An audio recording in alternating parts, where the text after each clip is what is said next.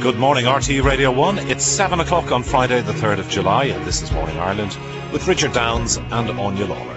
Well, that's been a discussion on the big picture on the economy. Let's talk about one specific issue that could have a big impact throughout next week, because more than 10,000 electricians are set to down tools on Monday after talks at the Labour Relations Commission failed yesterday afternoon. The strike would halt work at more than 200 construction sites around the country, and the TEEU says its members are due a pay increase of more than 11%.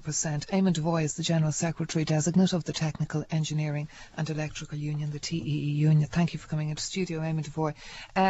How likely is this strike? Good morning, Anya.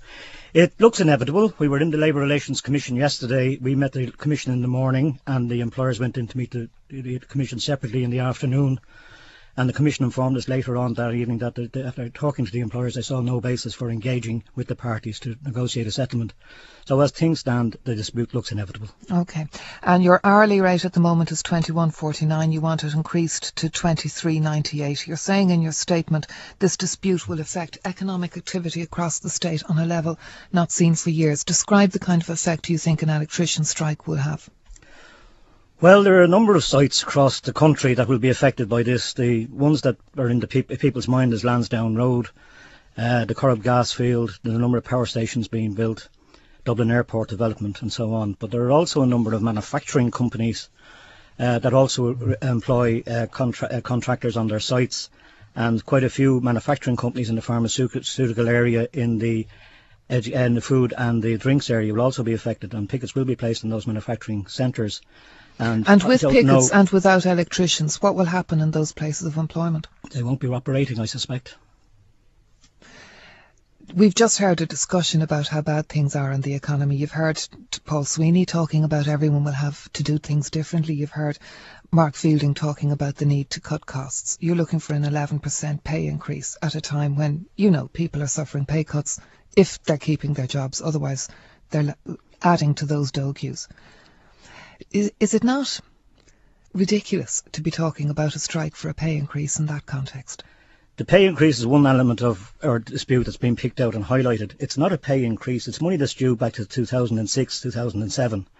That wasn't paid to the employees, but the money was collected by the employers from their clients.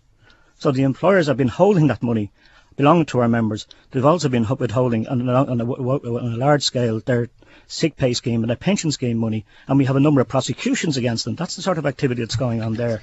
On top of that, on an edict from Tom Parlin and the CIF, the electrical contractors are pursuing a 10% pay reduction against our members. So why should you be different from anybody else in the economy? Hold on a second. There's also a slash and burn policy in relation to terms and conditions of employment that no other sector of this economy has seen. So the TWU is not going on the offensive here. We're going on the defensive, and we're defending our members, and we apologise to no one for that. And what about the jobs that will get put at risk if this strike goes ahead? Where's the trade union solidarity there?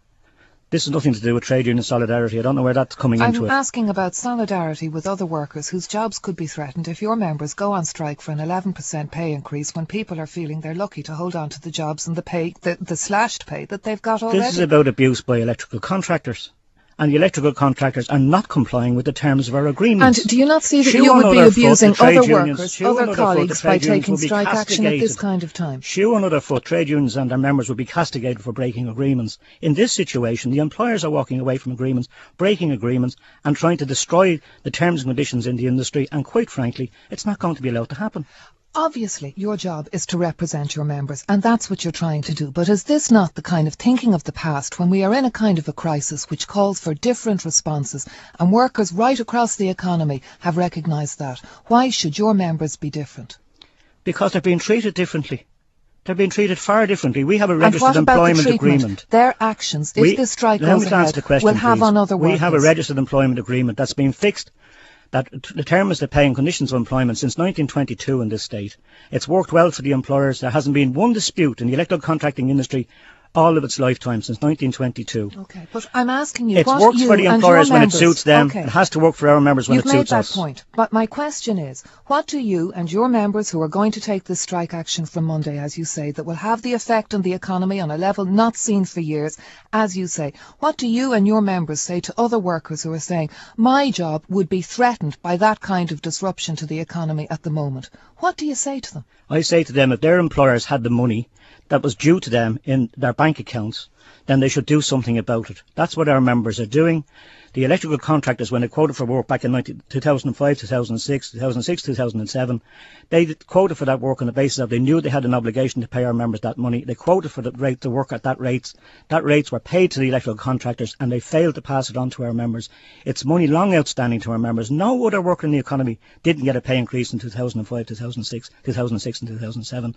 Lots of pay increases in the construction industry. There are a lot of people out there who'd be very happy with 21.49 up to 17% has been been paid to our colleagues in the construction industry during that period. Our members have been going without this. Some of the electrical contractors have frustrated the Labour Court. They have injuncted the Labour Court. They've taken us as a union into the High Court. They're frustrating. They're using the legal process to try and prevent us from securing... Is there any stopping the strike? No. Eamon Devoy, General Secretary Designate of the Technical Engineering and Electrical Unit. Thank you. It's 27 minutes to 9. We have the news summary from Michael.